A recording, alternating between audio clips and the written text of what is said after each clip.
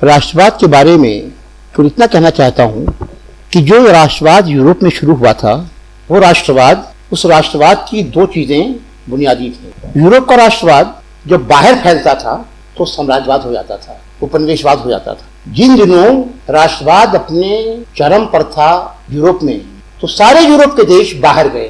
France, England, Netherlands, Portugal, Spain, Belgium, कोई देश बचा नहीं था जो बाहर न गया हो। जर्मनी थोड़ा सा देर से पहुंचा था मगर वो भी गया।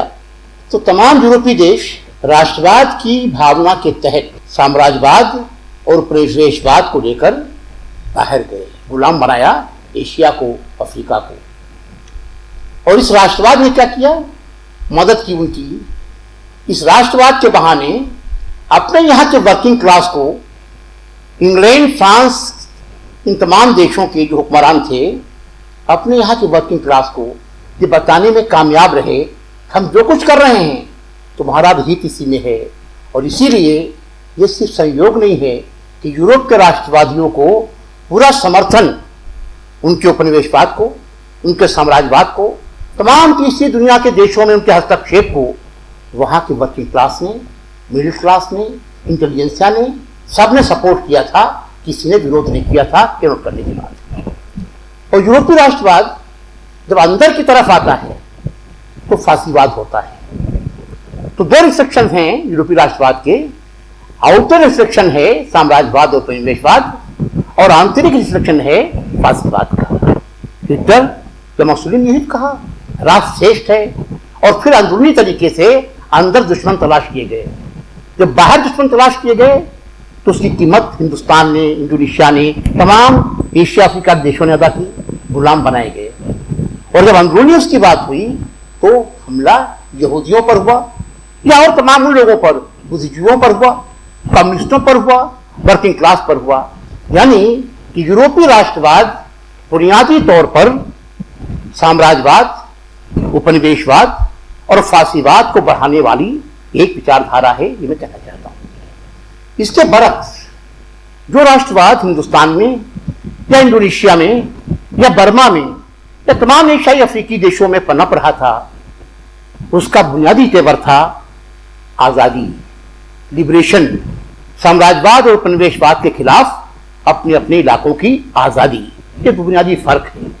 तब हम कहना चाहते हैं कि जिस समय राष्ट्रीय आंदोलन चल रहा था उस समय भी दो ऐसे धाराएं थीं। एक धारा थी जो गांधी के आने के बाद, जो गांधी जो कहते हैं या तमाम और लोग जो जुड़े हुए थे, वो धारा थी अंग्रेजों के खिलाफ, साम्राज्यवाद के खिलाफ लोगों को इकट्ठा करने की, इंक्लूसिव राष्ट्रवाद जिसमें समाज के हर तबके का, देश के हर कोने के लोगों का योगदान रहेगा। ये शुरुआत हुई गांधी के दौर में खास तौर से, फिर लगातार ये सिलसिला चलता रहा था। और उस दौर में भी याद कीजिए कि गांधी के आने से पहले 20वीं सदी की शुरुआत में राष्ट्रवाद की दो धाराएं उभर के आईं। एक 1906 में मुस्लिम लीग बनी, और उसी के आसपास, उसी 1-2 साल के भीतर ही हिंदू महासभा। और मजे की बात यह है कि दोनों संगठन इस बात करते थे केवल एक्सक्लूसिव तरीके से, एक बात करता था केवल मुसलमानों की, एक बात करता था केवल हिंदुओं की, जबकि दोनों ही समूचे मुसलमानों का या समूचे हिंदुओं का प्रतिनिधित्व नहीं करते थे। मगर जो हुकूमत थी उस वक्त की ब्रिटिश साम्राज्यवाद का, और संयोग नहीं है केवल, इस पर गौर कीजिएगा कि यह संयोग नहीं है कि गांधी या नेहरू या सुभाष चंद्र बोस या वो तमाम लोग जो हिंदुस्तान में थे, समाजवादी लोग, कम्युनिस्ट लोग, उन तमाम लोगों के द्वारा जिस राष्ट्रवाद की बात की जा रही थी उसके समानांतर ब्रिटिश साम्राज्य ने इन दो को प्रोटेक्शन देना शुरू किया। प्रोटेक्शन मुस्लिम लीग को भी था और प्रोटेक्शन हिंदू महासभा को भी था। ये ध्यान देने की बात है। और बाद में 1925 में जब राष्ट्रीय स्वयंसेवक संघ बन गया तो राष्ट्रीय स्वयंसेवक संघ निश्चित तौर पर मुसोलिनी के पार्टी के ढांचे पर ही उसका गठन किया गया था। डॉक्टर मुंजे गए थे, इटली गए थे, मुसोलिनी से मिले थे, लंबी बातचीत की थी, और फिर आकर उन्होंने ये सिलसिला शुरू किया था। तब क्या हुआ कि दो धाराएं, एक मुस्लिम लीग की धारा चली रही थी और हिंदू कहना चाहिए हितों की बात करने वाले दो समूह सामने आ गए। हिंदू महासभा पहले से थी और राष्ट्रीय स्वयं संघ बाद में आया, वो दोनों मिलकर काम कर रहे थे, ये ध्यान देने की बात। तो मेरी पहली स्थापना ये है कि दरअसल हिंदुस्तानी या तमाम एशियाई अफ्रीकी देशों में जो पनप रहा राष्ट्रवाद था, उस राष्ट्रवाद से आज के राष्ट्रवादियों का कोई वास्ता नहीं है। आज के जो लोग राष्ट्रवाद की बात कर रहे हैं, इनका राष्ट्रवाद यूरोप के उसी राष्ट्रवाद से प्रेरणा पाता है जो साम्राज्यवाद, उपनिवेशवाद और फांसीवाद का पोषक है। इन्हें कहना चाहता हूं।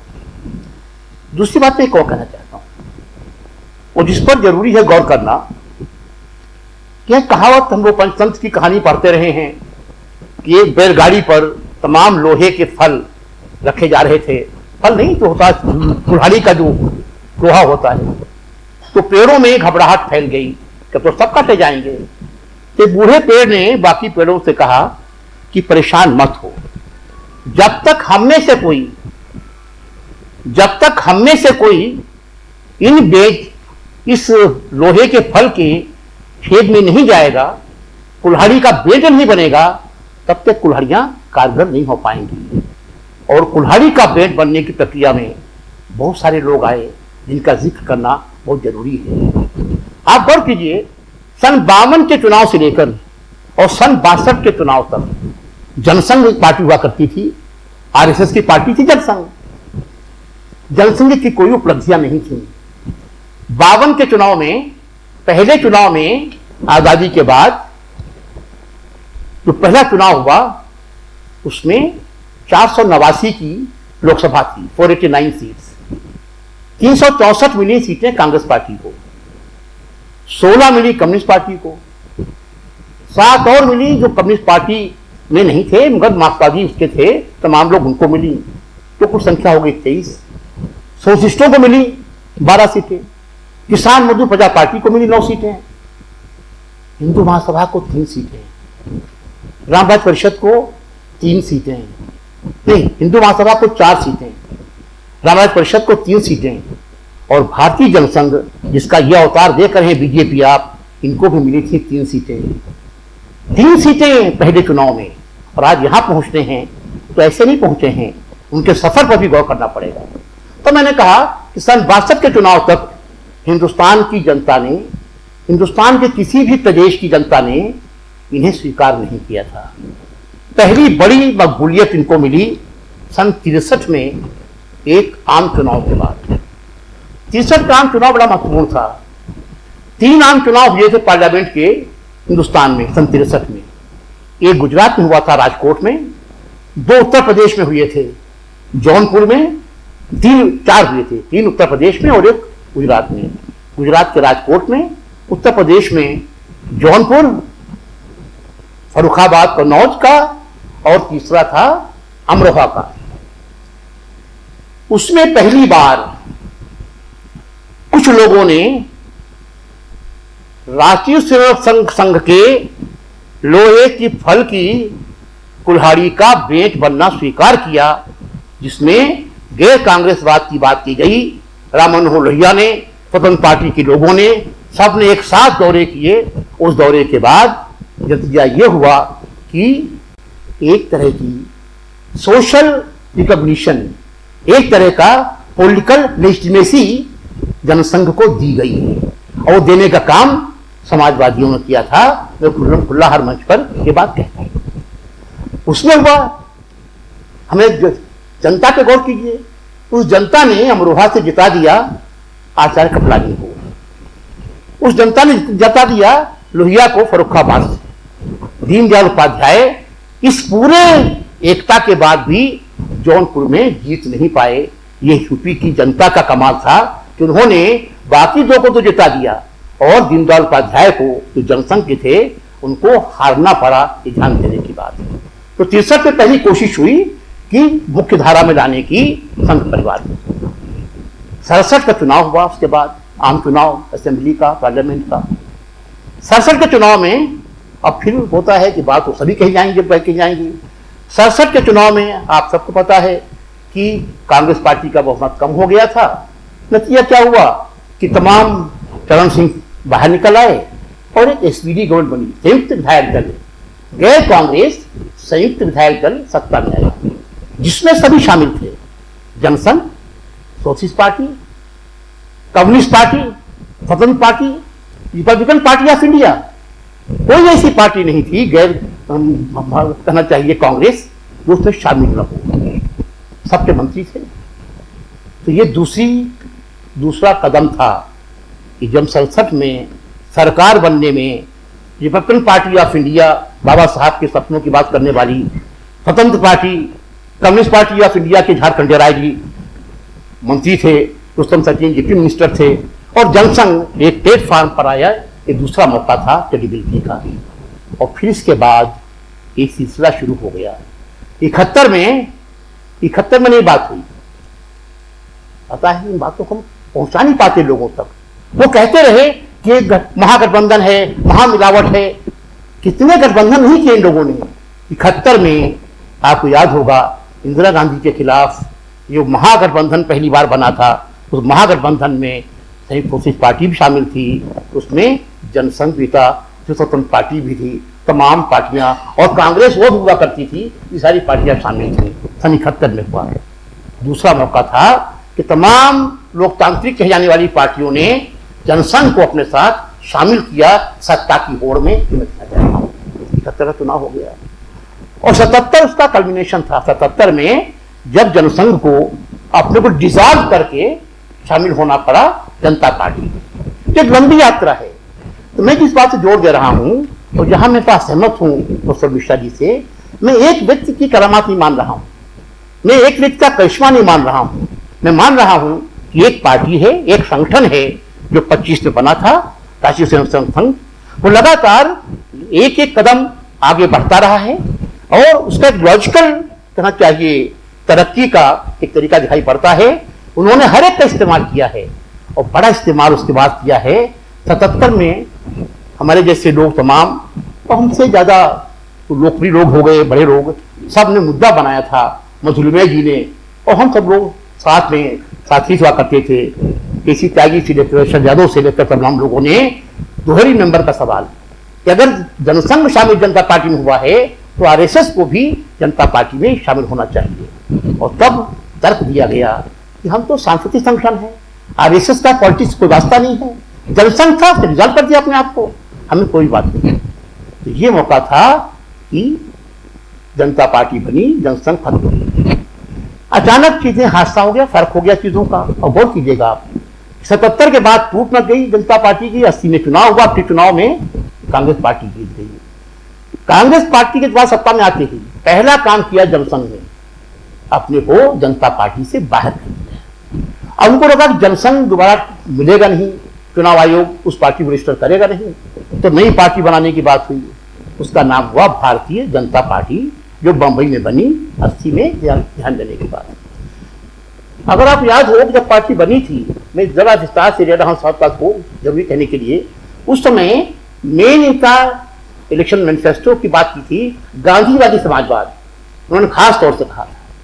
और गांधीवादी समाजवाद इसलिए था कि उस वक्त के हिंदुस्तान के सबसे बड़े राजनीति शास्त्री और जिन्होंने हिंदुस्तान में राजनीति शास्त्र को नई दिशा दी है, प्रोफेसर रजनी कोठारी ने एक तरह से भारतीय जनता पार्टी के चाणक्य का काम सर पे किया था कि उनका सारे कागज पत्र देखकर गांधीवादी समाजवाद की बात उन्होंने शामिल कराई उनके कार्यक्रम में। ये वो मौका था और यही कारण था कि लगातार राष्ट्रीय स्वयंसेवक संघ समाज के लोकतांत्रिक समझ वाले तमाम लोगों का, सेकुलर सोच वाले तमाम लोगों का अलग अलग मौकों पर इस्तेमाल करता हुआ यहां तक पहुंचा जिसे हम कहते हैं जहां आज वो पहुंचे हुए हैं। इसलिए वो केवल एक व्यक्ति का करिश्मा नहीं है, ये पूरी पार्टी की एक लंबा सफर है, जो सफर एक कदम चलते हुए उन लोगों ने वो लंबा सफर तय किया है। ये आरएसएस की विजय यात्रा है और इसको ऐसा समझने की कोशिश कीजिएगा। परसों आपने अखबार पढ़ा था, कल अखबार पढ़ा था आपने, तो राजनाथ सिंह केवल 2 कमेटी में थे।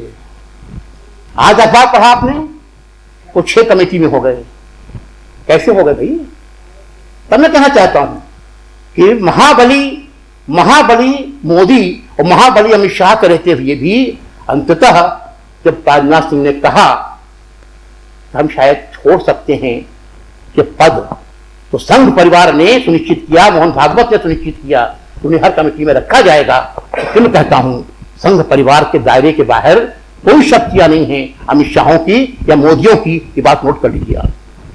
फिर मैं बात और कहना चाहता हूं, तो जरूरी है बात कही जानी। एक और पड़ाव आया था जिस पड़ाव को लोग भूल जाते हैं। 80 के चुनाव में तो बात हो गई, बीजेपी बन गई। 84 में इंदिरा गांधी की हत्या हो गई। स्वाभाविक है कि आरएसएस का सारा वोट कांग्रेस पार्टी को गया। 411 सीटें जो मिली थी उसमें आरएसएस के वोट शामिल थे। इसे कहने में कोई वो परहेज नहीं है कि 1984 में कांग्रेस पार्टी की अभूतपूर्व जीत में आरएसएस के वोट शामिल थे। आरएसएस ने बीजेपी को वोट न देकर कांग्रेस पार्टी को वोट दिया था।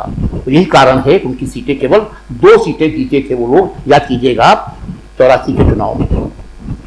तो आप गौर कीजिए कि 2 सीटें पाई उन्होंने 84 के चुनाव में, चुप नहीं बैठ गए, हताश नहीं हो गए।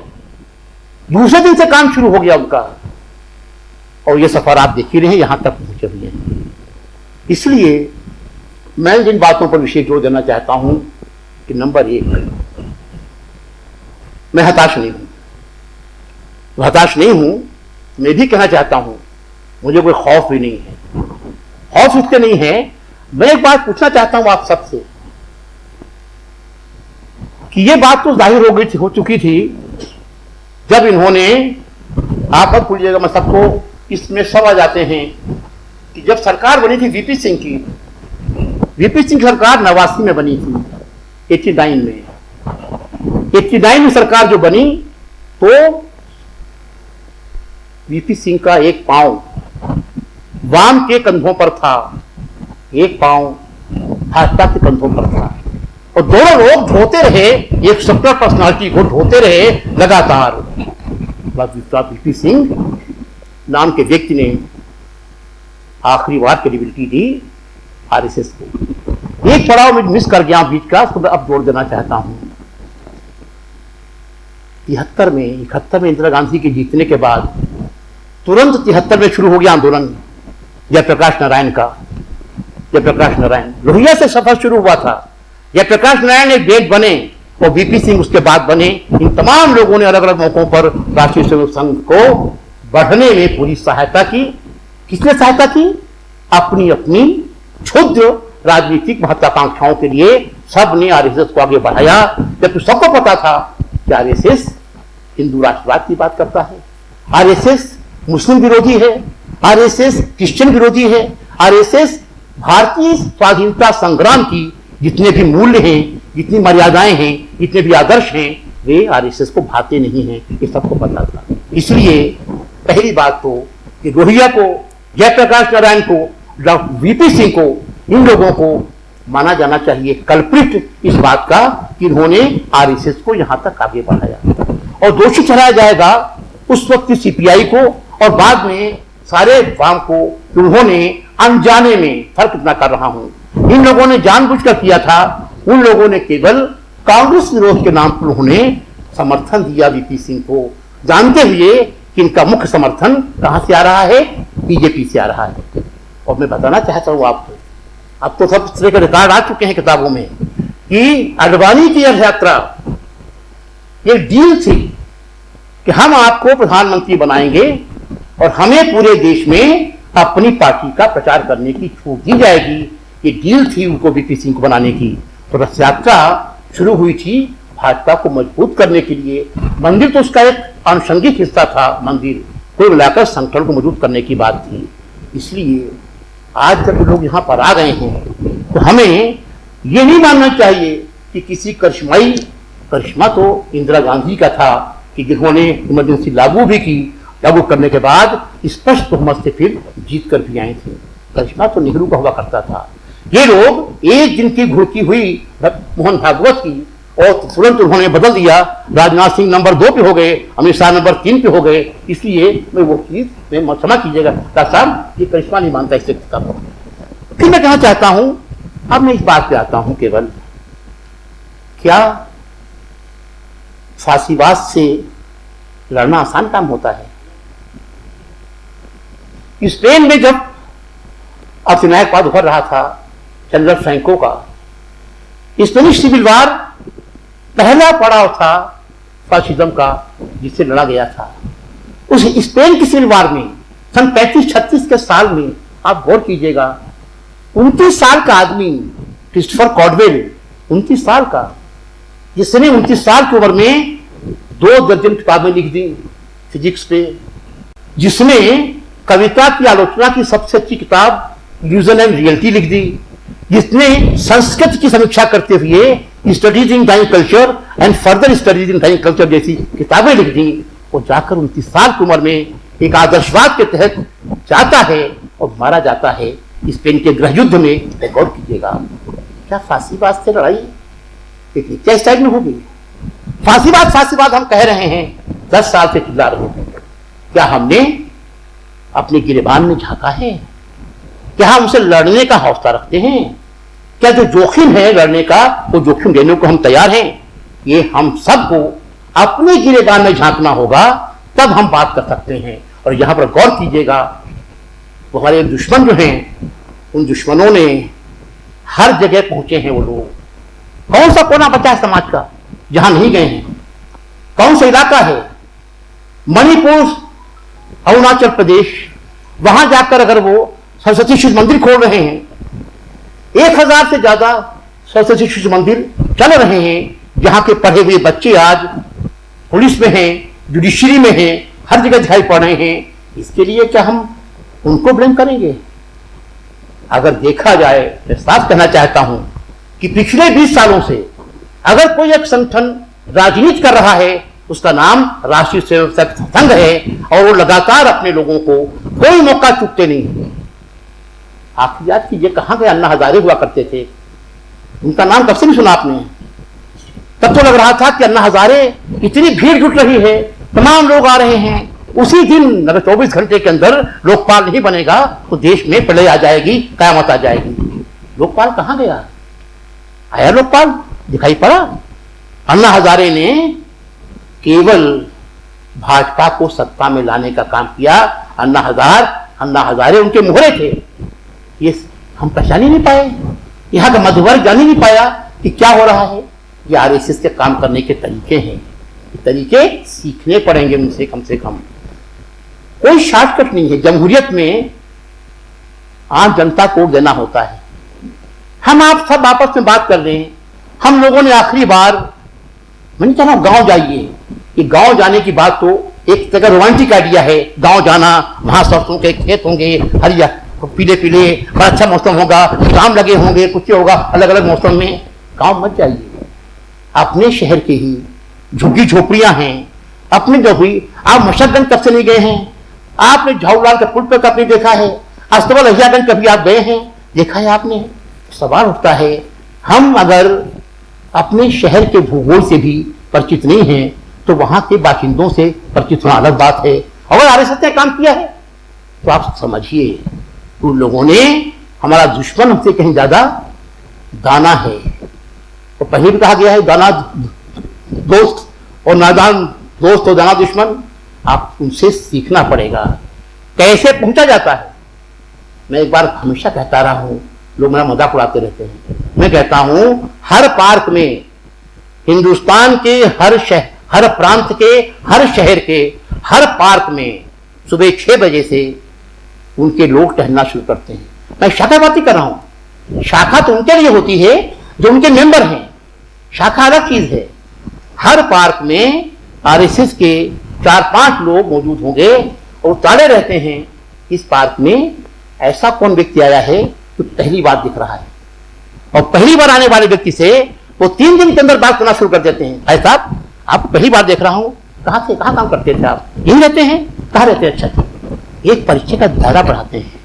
हम और आप किसी से बात करना जब तक परिचय न कराए आपस में, अपनी हेठी समझते हैं, कौन बहस शुरू करे? तो मैं नहीं था। तो मैं कहना चाहता हूं कि दरअसल 1925 से शुरू हुआ सफर, 1909 से शुरू हुआ सफर हिंदू महासभा का, 25 से आरएसएस का, तब जाकर ये लोग यहां तक पहुंचे हैं। इन्होंने सरस्वती शिशु मंदिर बनाए हैं, इन्होंने प्लान करना। वो बेचारा स्टेज कपल आए हुए हैं, उड़ीसा में काम कर रहे हैं, उनको क्योंकि इनकी मिशनरीज वहां काम कर कीजिएगा, क्योंकि आरएसएस के लोग उस इलाके में काम कर रहे थे, उनको लग रहा था कि हमारे काम में बाधा पड़ेगी। मान लिया उनको, कोई फर्क नहीं पड़ता है। आरएसएस एक गिरोह है, उन लोगों का गिरोह है जिनके लिए ये राष्ट्रवाद, ये भारतीय संस्कृति, ये तमाम चीजें कोई मायने नहीं रखती हैं। वो केवल एक हत्यारों का गिरोह है, कहना चाहिए, इसमें कोई दूसरा नहीं चाहिए। दीनदयाल उपाध्याय की जब हत्या हुई थी तो नानाजी देशमुख नाम के आदमी ने क्या कहा था, जी को बुला के जानते हैं, अटल बिहारी वाजपेयी पर आरोप लगे थे कि दीनदयाल उपाध्याय की हत्या वाजपेयी जी ने करवाई है। ये लंबी बहस चली थी, कोर्ट में केस चला था और कोर्ट में केस बाद में वापस लिया। हम लोग तमाम चीजों को जानना चाहते नहीं हैं, इसलिए हम लोग अचानक कुछ चीजें आती हैं उसमें हम अभिभूत हो जाते हैं। और तब मैं कहना चाहता हूं, निश्चित तौर पर अगर 10 साल पहले से फांसीवाद दस्तक दे रहा था, मैंने खुद पहली बार सेमिनार कराया था अखिलेश मिश्र की याद में, आप याद कीजिएगा, वो 2003 का साल था और विषय था सांप्रदायिक फांसीवाद की चुनौती और हमारी जिम्मेदारी। 2003 की बात है। तो 2003 से हमारे जैसे लोग मान रहे थे कि फांसीवाद दस्तक दे रहा है हमारे लोकतंत्र के दरवाजे पर। 3 से लेकर अब तक 16 साल हो गए। 16 साल में हमने तैयारी क्या की? बारिश आने वाली है, बाढ़ आने वाली है, पता है, पर हमने अपने घर को बचाने का कोई इंतजाम नहीं किया था। ये हमारी गफलत थी, ये मानना चाहिए। तो सवाल उठता है कि लोकतंत्र अब क्या होगा? जो हुआ सो हुआ। अब मैं कहना चाहता हूं, ये बातें केवल इसलिए मैंने कही आपसे कि अपने गिरबान में झांकें और ये महसूस करें कि ये जो हुआ ये हमारी खामोशी का भी नतीजा है, हमारी अकर्मण्यता का नतीजा भी है, हमारे संगठित न होने पाने का नतीजा भी है। और ये भी बताएं हम आपको, आप इस पर गौर करेंगे? दिमित्रोव नाम के राजू हुआ करते थे, दिमित्रोव सब जानते हैं, खासतौर से जो मकसदी लोग हैं। तो जॉर्जी दिमित्रोव की थीसिस है फांसीवाद पे, उनका एक ही शब्द था, broadest possible unity of democratic forces. ये उनका नारा था।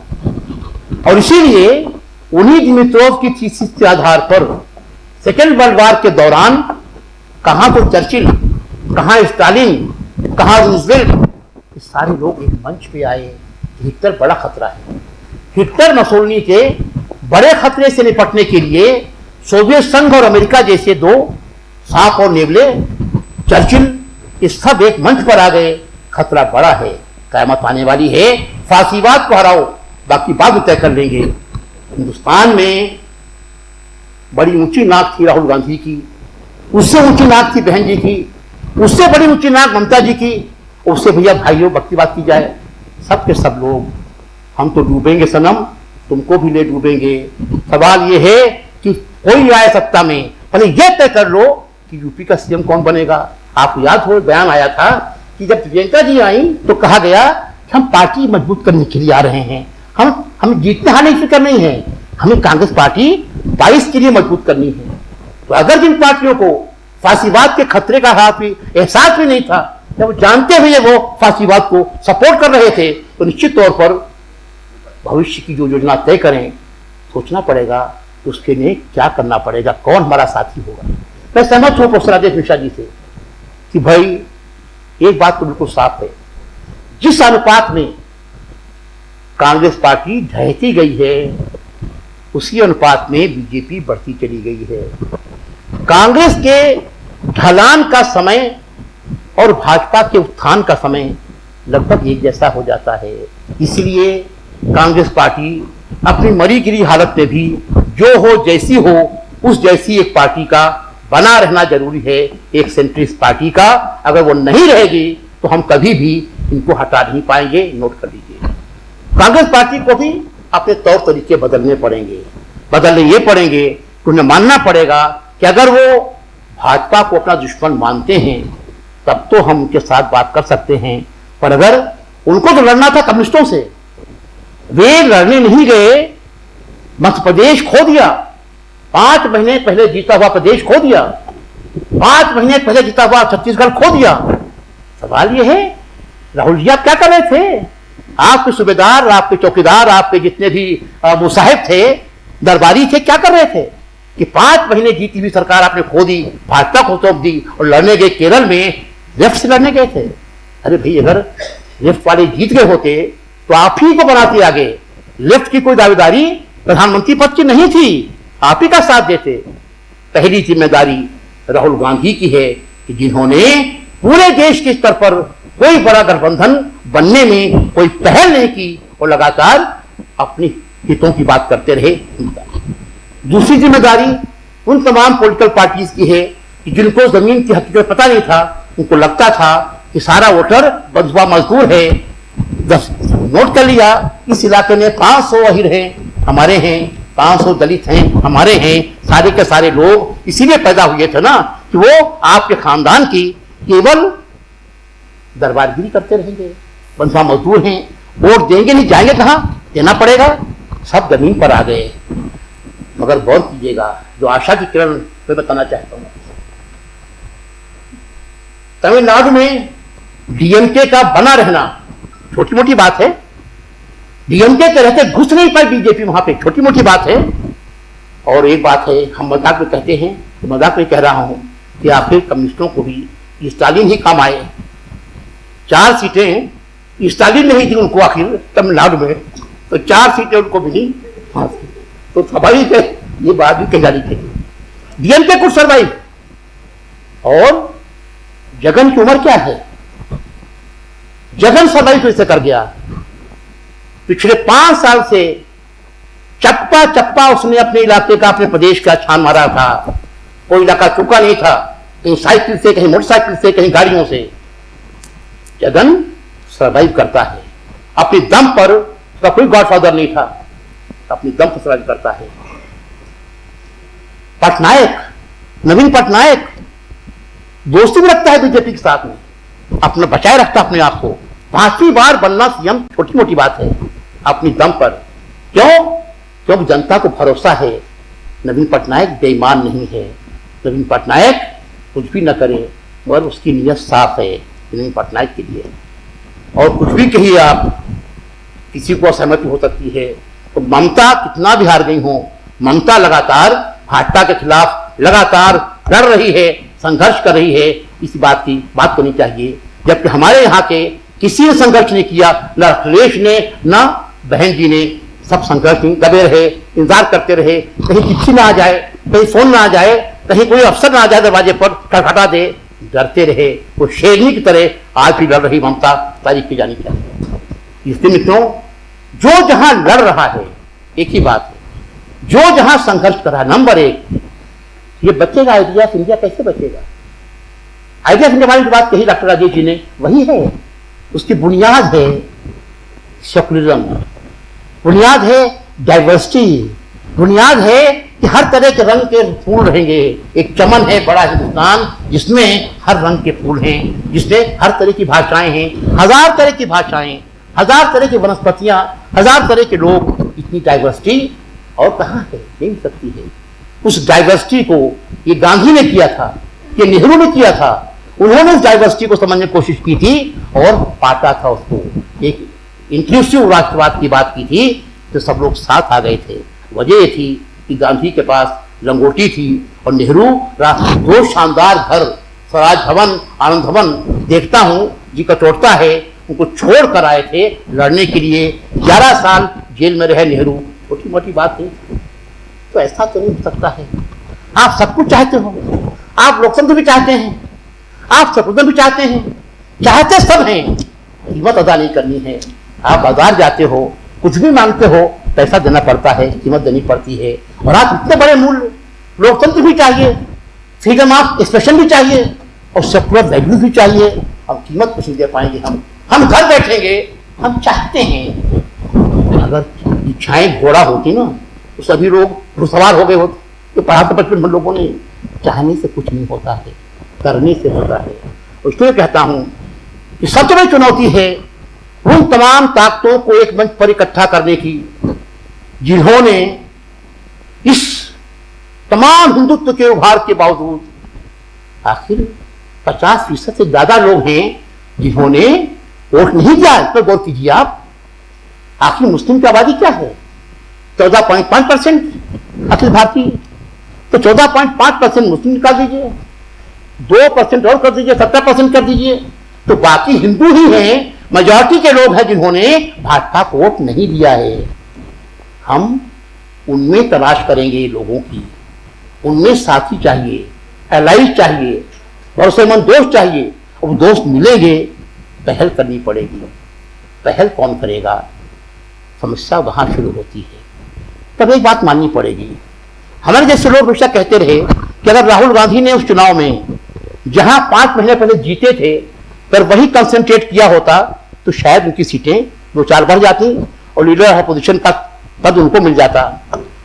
वहां देखा ही नहीं, टेकन फॉर ग्रांटेड, मान लिया कि अब तो ही वापस कहा जाएंगे, आ गए हमारी पकड़ में। बस पकड़ में नहीं आए थे, उन्होंने मौका दिया था आपको, आपने मौका खो दिया।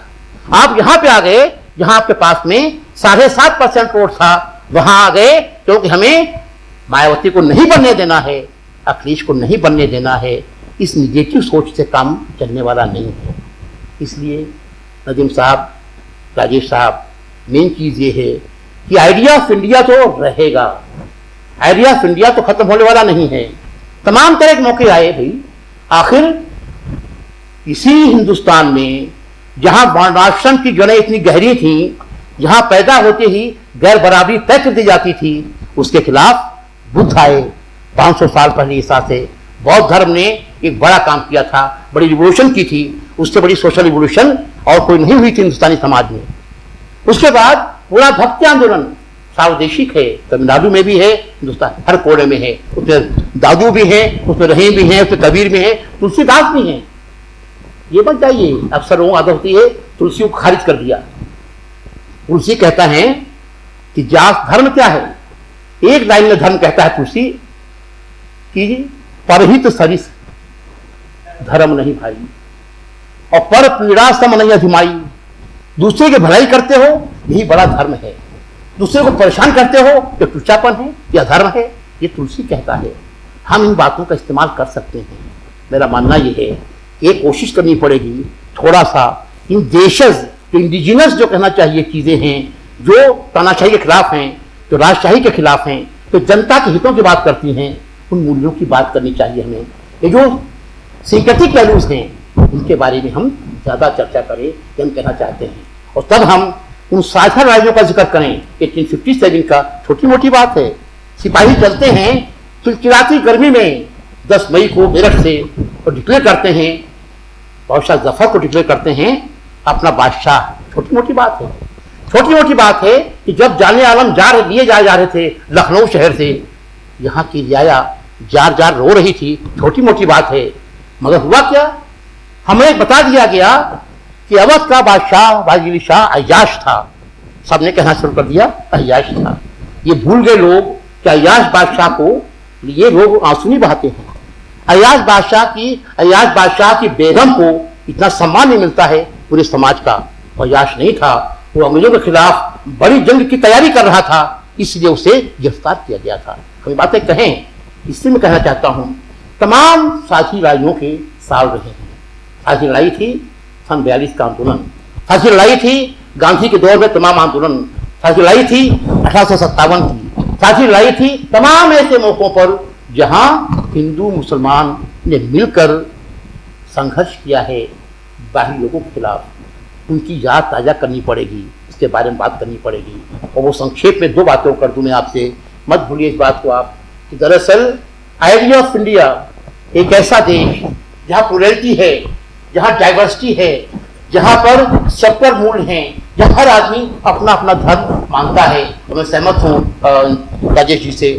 मैं जो मैं समझ पाया हूँ जितना मैं उन विचारों का हूँ कि हिंदुस्तान का सेकुलरिज्म सर्वधर्म संभाव है। हिंदुस्तान का सेकुलरिज्म एथिज्म नहीं है, नंबर 1। और फिर जोड़ दूं मैं आपको, यूरोप का जो सेकुलरिज्म है उसकी खूबी क्या है, वो संक्षेप में, वो वहां तो उसने कह दिया कि जो इस दुनिया के काम है वो स्टेट करेगी, उस दुनिया के काम धर्म के पास है। खत्म हो गया, बंटवारा हो गया। हिंदुस्तान का नहीं, एशियाई अफ्रीकी समाजों का जो सेकुलरिज्म है वो फर्क है, वो मल्टी रिलीजियस सोसाइटी है। एक ऐसी सोसाइटी है, प्लुरलिटी है, जहां एक नहीं 10-10 किस्म के धर्म हैं। स्टेट को 10 धर्मों के बीच बैलेंस बना के रखना है, ये सुनिश्चित करना है कि सबके साथ बराबर का ट्रीटमेंट। इंग्लैंड के 70 स्टेट को कुछ नहीं करना है, उन्हें तो केवल एक धर्म के लोगों बात करनी है। हिंदुस्तानी स्टेट को, इंडोनेशियन स्टेट को, बर्मा की स्टेट को, उन्हें एक साथ तमाम तरह के, अब गौर कीजिए म्यांमार में वहां की जो भी हुकूमत आएगी उसे रोहिंग्या मुस्लिम को भी देखना है, बौद्धों को भी देखना है और तमाम लोगों को भी देखना है। उसी तरह से हिंदुस्तान में भी है, इंडोनेशिया में मुस्लिम भी हैं, बौद्ध भी हैं, हिंदू भी हैं, क्रिश्चियंस भी हैं, सबके बीच बैलेंस। इसलिए ये जो तीसरी दुनिया के बहुलवादी समाज हैं उनमें तो सर्व धर्म संभाव चलना है, सबके साथ बराबर का ट्रीटमेंट। और आखिर मैं बात कह दूं कि भगत सिंह ने जो फांसी हुई थी वो फांसी उनको उस पर्चे के लिए नहीं हुई थी जिस पर्चे को हम वोट कहते हैं। भगत सिंह लिखा था मैं नास्तिक क्यों हूं। मुझे जहां तक याद आ रहा है भगत सिंह को फांसी इसलिए हुई थी कि ब्रिटिश साम्राज्यवाद का विरोध कर रहे थे। संसद में उन्होंने इंडस्ट्रियल डिस्प्यूट बिल बहस चल रहा था, उस पर उसके खिलाफ सरकार को बताने के लिए ये बिल जो आप ला रहे हैं मजदूरों के हितों के खिलाफ है, इसलिए फांसी चढ़े थे। अब आप लगातार जहां जाएंगे, भगत सिंह ने कहा था मैं नास्तिक क्यों हूं, या कहोगे अब वो पर्चा लेकर कर जाओगे तो मौलवीगंज में या नखास में तो आप जाके पर्चे बांट के आ जाना, तब बात कर लेना मुमकिन नहीं है। एक ऐसे समाज में जहां लोग अपने अपने धार्मिक विश्वासों के साथ रह रहे हैं, लड़ नहीं रहे हैं, दोस्ती के साथ रहते हैं, उस समाज में आपको हर धर्म का सम्मान करना सीखना होगा, वरना आप रह जाओगे केवल गांधी प्रतिमा पर कहते रह जाओगे भगत सिंह के बारे में लड़ेंगे लड़ेंगे जीतेंगे जीतेंगे, और जीत वो रहे हैं, लड़ हम रहे हैं। दोस्तों क्षमा करना, हमारी कुछ बातों को कुछ खत्म नहीं हुआ है, किसी डर की बात नहीं है, न माइनॉरिटीज के लिए न सेक्युलर लोगों के लिए। जरूरत इस बात की है कि आज ही से काम शुरू करने की, ये गफलत का वक्त नहीं है। Let's unite, broadest possible unity of secular democratic forces, that is the only answer. उसका कोई शॉर्टकट नहीं है। और दूसरा शॉर्टकट ये है कि आप, एक शब्द मैं इस्तेमाल करता हूं, मोहल्लेदारी।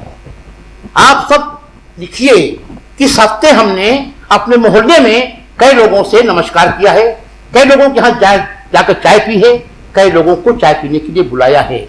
अगर आप मोहल्ले में पहचान आपकी नहीं है तो आप अपना सेकुलरिज्म ये में रखिए, बैठे रहिए, मुझे आपसे कोई काम नहीं है।